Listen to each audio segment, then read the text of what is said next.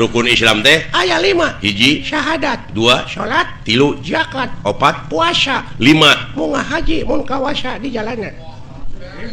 akur jeung manehnya genep dek mah lain Islam atuh ieu agama sesat boa-boa maneh anu ngaku nabi paling akhir makanya jeung rukun Islam aya genep naon hiji-hiji nasya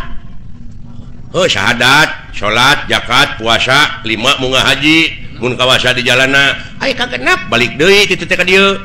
narek ngajedog di ditu imah teu boga baraya teu boga balik deui hoohnya alah tong nyiksa maneh maneh teh gawe teu boga di Arab mending balik deui ka dieu di lembur urang balik deh ka imah di dieu pan syaur nabi ge kitu rumahku adalah surgaku tapi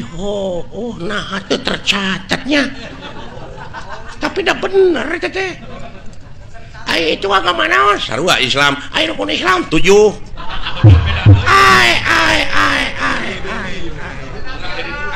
nah jadi laliur kieu tapi bala lender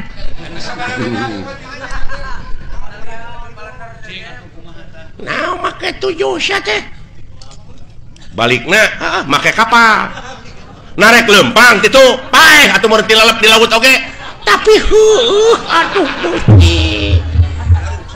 maneh dek ngomong naon balik di Arab teh kudu numpak kapal da lempang mah boreun urang teh moal nepi-nepi sok syaralah tapi bener euy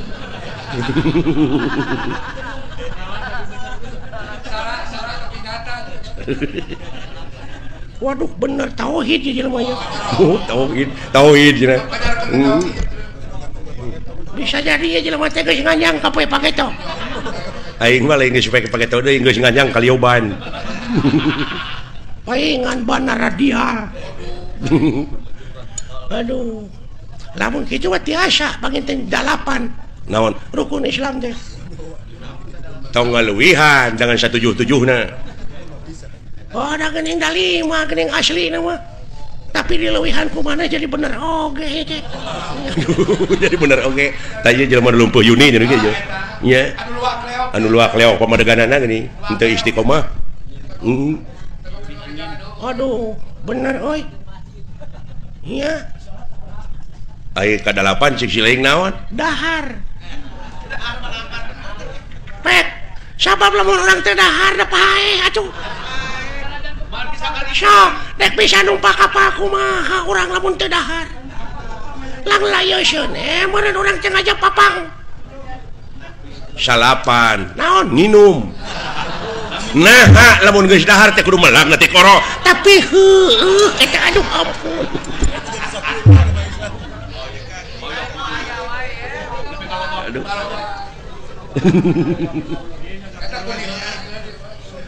10 naon sare sok narek nyaring wae urang teh sabab aya beurang aya peuting man capnya ku kitu na mah ku balalan nara tapi salah itu